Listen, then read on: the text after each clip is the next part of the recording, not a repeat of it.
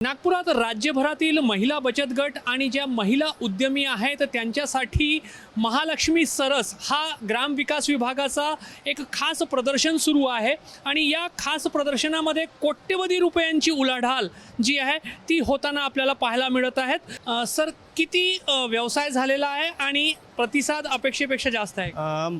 महालक्ष्मी सरस 2026 हे जे ग्रामविकास विभागामार्फत आयोजित करण्यात आलेलं आहे। 413 स्टॉल आहेत आणि आत्ता 6 दिवसामध्ये जवळपास आपली विक्री 4 कोटीच्या पुढे झालेली आहे आणि एकूणच 13 दिवसाचं प्रदर्शन आहे आणि या 13 दिवसाच्या प्रदर्शनामध्ये साधारणतः 10 ते 12 कोटी यांची उलाढाल होणे अपेक्षित आहे।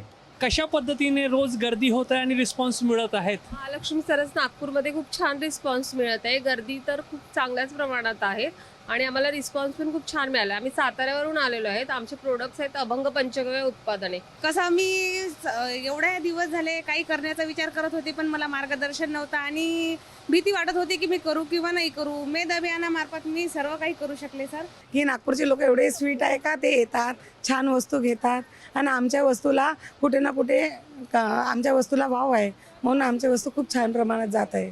महिला बचत गट आहेत त्यांच्यासाठी हा उपक्रम जो आहे तो राज्याच्या ग्रामीण विकास विभागाकडून राबवण्यात आलेला आणि त्याला एक चांगला उदंड प्रतिसाद जो आहे तो नागपुरात मिळताना आपल्याला पाहायला मिळतोय। कॅमेरामॅन अतुल हिरडेसह रजत वशिष्ठ, एबीपी माझा, नागपूर। एबीपी माझा, उघडा डोळे बघा नीट।